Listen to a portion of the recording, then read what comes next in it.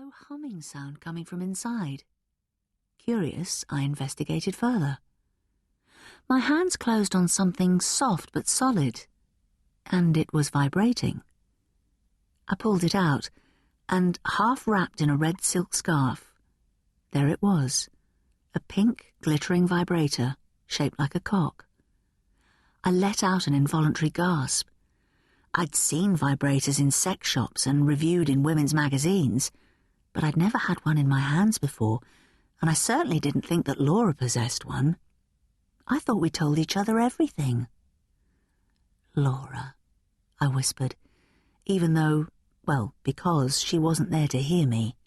You dark horse. Suddenly I had a vision, and why wouldn't I?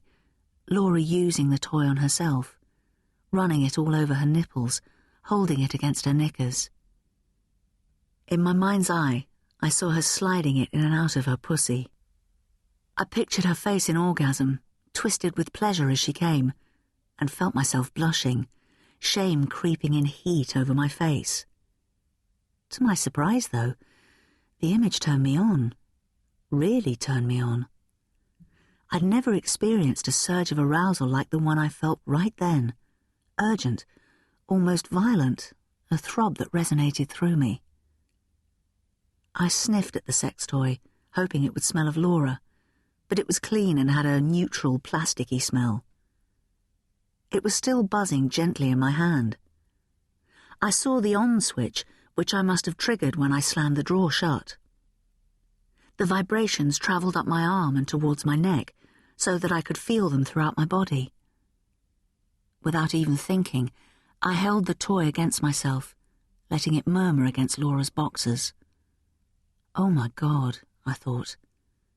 Even through the cool fabric, I could feel how hard my clit was, standing to attention, even before it grew hot, pulsing under the vibrator's buzz. Still thinking about Laura, I pushed it closer. I could feel every fibre of the brushed cotton of her panties. Soft and dry, it contrasted with the hot, wet feeling between my legs. What happened next overwhelmed me. Within seconds, my legs had started to buckle under me and I staggered to her bed. I pushed the vibe closer on my clit, feeling the moisture seep into the gusset of Laura's panties. Seconds later, I had come harder and longer than ever in my life. I succumbed to 6, maybe 7 massive spasms of pleasure, lying face down on Laura's unmade bedclothes, breathing in her scent as the juice from my pussy soaked her panties. Whoa, what had I just done? I stood up on shaky legs and looked at myself in the mirror again. The face I saw now was different to the one reflected just a few minutes ago. A telltale pink flush stained my neck, breasts and cheeks, and my features wore an unmistakable expression of guilt.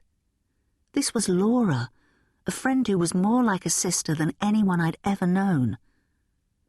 I'd always been so straight before, and here I was, having my first lesbian fantasy, my first sex toy experience, and the strongest orgasm I'd ever had, all in the space of a couple of minutes. A noise in the street outside brought me to my senses as I realised that Laura would be home any moment. I used one of her makeup wipes to clean up the vibe, wrapped it up in its silk scarf again, and replaced it in its secret hiding place, hoping it didn't bear some trace of my body that would betray me. Had I wrapped it up the right way? Had I put it back in the right drawer? Laura's bedroom looked like a chaotic jumble of clothes, but she always laughed that she knew exactly where everything was. What would she think if she caught me? She'd be totally freaked out, that's what. I would lose the best friend I cherished and the flat I loved. I gathered my pyjama bottoms from her bedroom floor and hid in my own room. When Laura did come home, fresh from the gym and a shower, I called, "Hello," but didn't go out to see her. I couldn't face her, not just yet.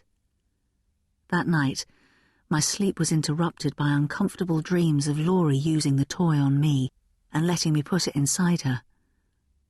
I woke twice, sweating, in the grip of a huge rush, my hands inside my pyjamas, where my fingers found proof that wet dreams...